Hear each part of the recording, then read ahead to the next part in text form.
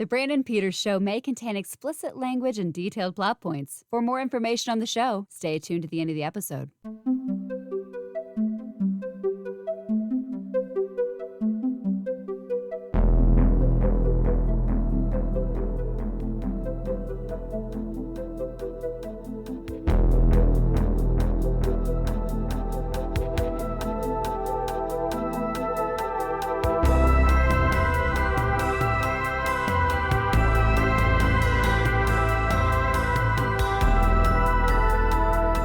And now, here's Brandon.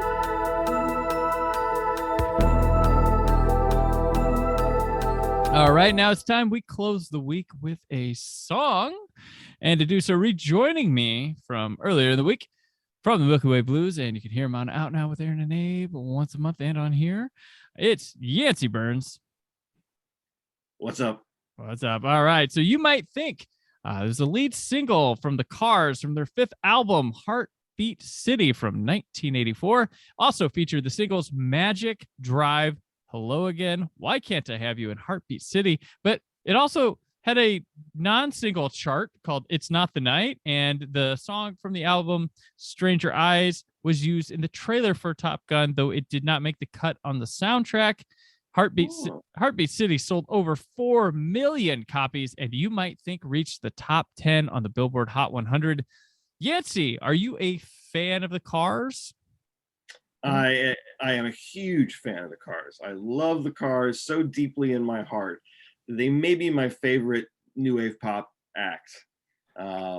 If we're not counting Talking Heads as pop, which they're not really, I think the Cars, like, I like the Cars more than Blondie, and I love Blondie. We touched this last time, but I like the Talking Heads. You could throw them with pop, but like I always consider that like the Talking Heads didn't make pop music. Pop music just like they just were themselves, and that became pop. You know, that's what some of the best do. That's definitely.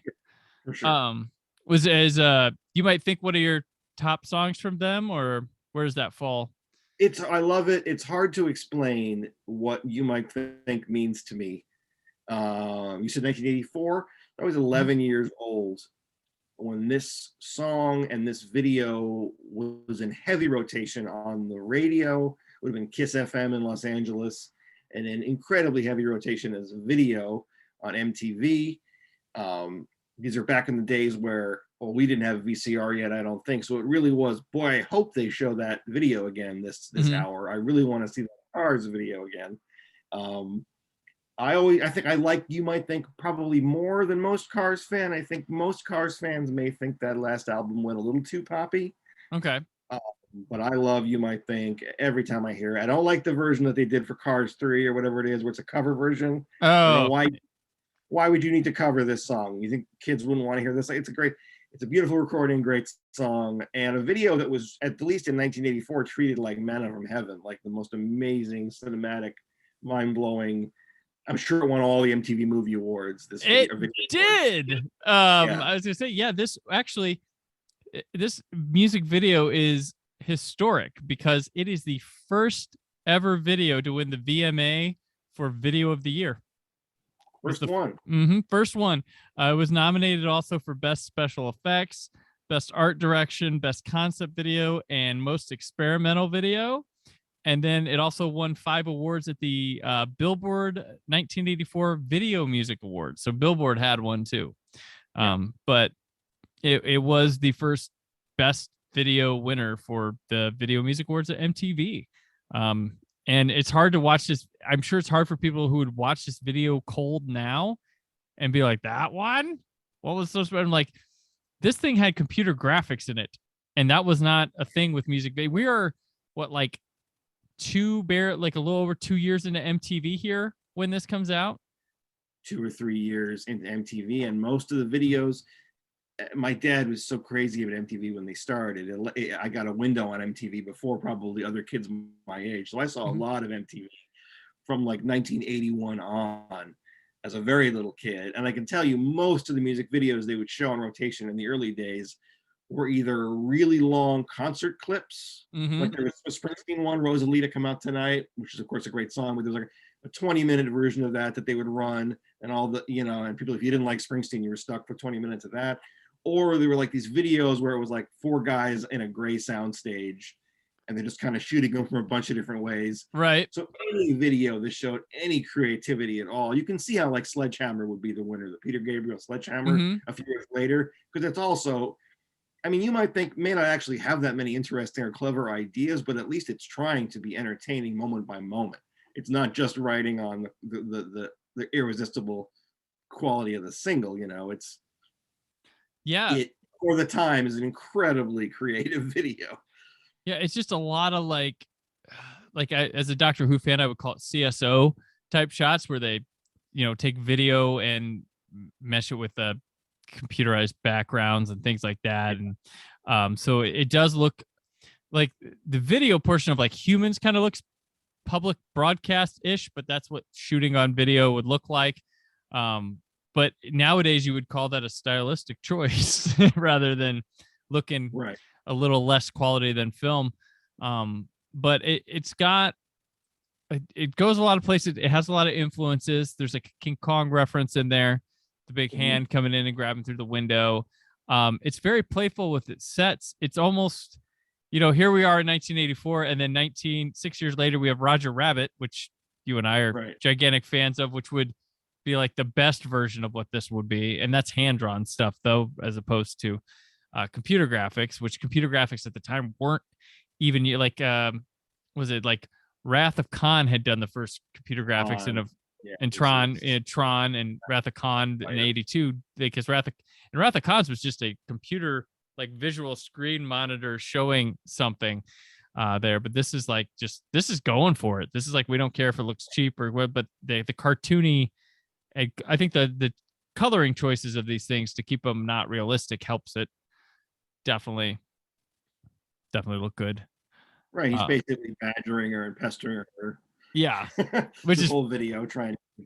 I think probably if you showed this to very young people today, it's not cute to them. No, would be, God, who's that guy? Why is that guy why is he going after this pretty girl, Rico Kasich, who looks like a sort of vertically stretched Roy Orbison? But at this time, he's married to, or about to marry, Paulina Poroskova, who's the biggest model in the world, and she and Rico Kasich were married for 30 years because they're both like Czechoslovakian probably, but he was the strangest cool pop star guy you ever saw. You know, he passed away a few years ago. My heart just broke. I love the Cars had those great 5 albums in the 70s and 80s, and then they broke up, whatever, came back and did another album 7 or 8 years ago called Move Like This. It was one of the best, like, we haven't done a record in 25 years, but we've done exactly the same records ever. It was so amazing. I loved it. But Kasich died not too long after that. But yeah, no, this is probably one of the 10 most lionized in its time MTV videos. Right. You know, it was the waterfalls of its time. Like that video would not stop playing. Yeah. That would have abyss tentacles, right? The waterfalls. Waterfall, yeah, they turned into water, and yeah. I think if Peter Parrish were here, he would say, and he's probably right, that at some point somebody ought to put together, the rights issue would be horrible, but like a real compendium of the best videos from that time, because they don't really, I don't know if they have much worth on their own, and watching them on YouTube is one thing, but I'd love to get like, it's an art form that is not, you know, I mean, it's not, they used to put a bunch of money in it to market things, and it really, I think at the end of the day didn't push the needle. It pushed ratings for a TV station that a record company wasn't making any money off of. But a lot of the success of like your TRL songs and stuff didn't really translate to album sales all the time. Like you could get a number 1 on a TRL, but still not platinum. And of course, the classic story of MTV is that it, unfortunately, made image became the most important thing in music. You had to dance, be good looking. So less and less people who were uniquely talented, like Rico Kasich from Boston and his band, would have made it and do make it. And I think MTV, almost like Star Wars, through no fault of its own, ended up being this bottleneck. But you had to make, if you weren't good looking, you had to make really badass videos to make up for it. Like that's pretty much. You had to dance. If you couldn't do what Madonna did, better than anyone, and she was the greatest. I love Madonna or Prince. If you couldn't be that image heavy and also be great, you just have to be image heavy, and greatness was gone by the side of it. So the people who managed to have careers and then become popular MTV bands too, that's almost like the artists that went from silent movies to sound movies and kept their careers going. Right. True.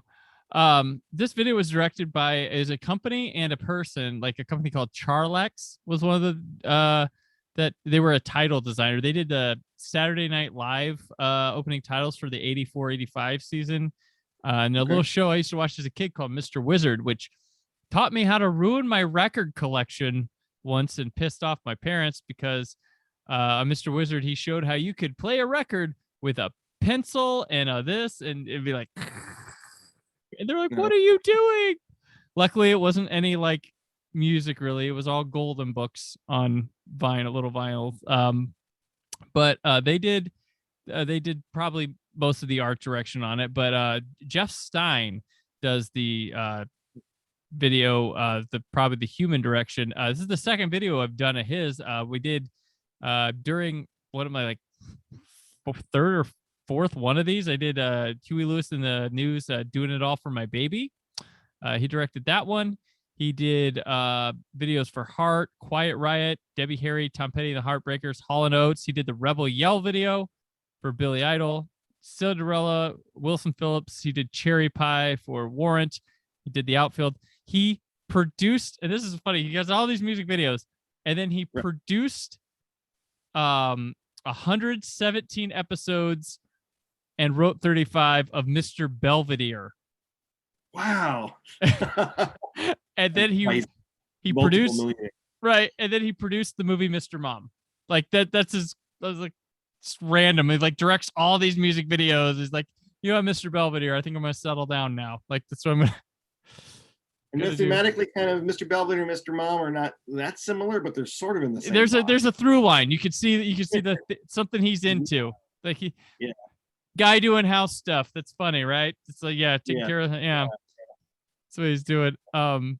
The budget here was triple the average music video, which is obvious, and it was $80,000. That's triple the budget. They would spend in the millions in the 90s on these things. But yeah, there's some fear stuff here with movie theater monsters, dentist's office. There's I like the part where she's under the covers and he drives over her and flattens her. Yeah, flattens her. Yeah, crashes through the headboard. But no, this is a great song. Like it's catchy. If you're like, what is you might think once you hear the instrumental, the instrumental is just as catchy as the chorus and everything with it. You've heard this song before, I swear it's played somewhere. One of these songs that, for better or for worse, is forever married to the imagery in the video. At least for me, like you can't. Of all their videos and songs, this is the one that's the most linked to the video, I think. Yeah. I mean, this is a seminal. This is one of the if you got to make a list of the videos of the 80s, this is arguing into the top 10, 100%. Like it's that big, and I forgot just how big it was. Like I was like, I should do Cars.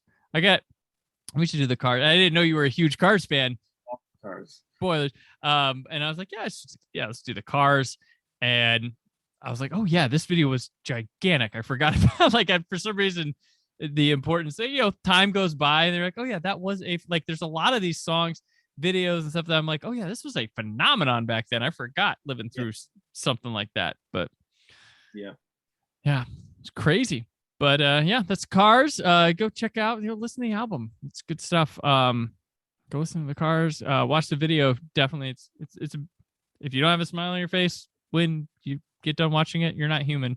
All right. So Cars' first album from '78, just called The Cars. It's a great album. And once you look it up, you'll see that album cover. Be like, oh, that's the car. Okay, yeah, because that is one of the iconic album covers of all time. That album is what kids call a banger. Top to bottom. This one actually too. This City is great too. Yeah, it's top to bottom. Much of their stuff. I mean, when you only make 5 albums, they're all going to probably be pretty great. So yep. The two best in that period. Yeah. So that'll do it for today. Yancy, thanks for stopping in this week, hanging on the show. Appreciate it. Once again, before before we head the weekend, let people know where they can keep up with you. You can check me out. I'm on Facebook, Yancy Berns, Twitter, Yancy Jack. I do have a blog called the Milky Way Blues. There's stuff there if you should be so inclined, but it needs to be updated with new stuff. One of these days it's coming. I'm also more often than not on the commentary tracks with Brandon and Aaron over on Out Now with Aaron and Abe. So that's if you follow those guys and then this show, you'll know where I'm at. All right, awesome. And I'm on Twitter and Instagram at Brandon4KUHC. Written work at WhySoBlue.com. There's more from the Brandon Peters Show, all new next week. But until then, stay film positive. Thank you for listening. The Brandon Peters Show is a Creative Zombie Studios production. Produced by Brad Shoemaker and Brandon Peters. Written and edited by Brandon Peters. Announcer vocals by Jessica Alsman. Theme song by Metavari. Web design and show art by Brad Shoemaker with Brandon Peters. All music and clips featured in the episode are property of their respective studios and no infringement is intended.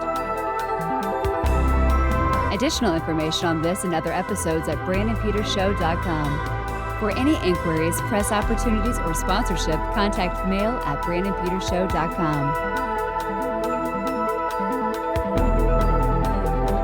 The show is available on Apple Music, Spotify, or anywhere podcasts are found.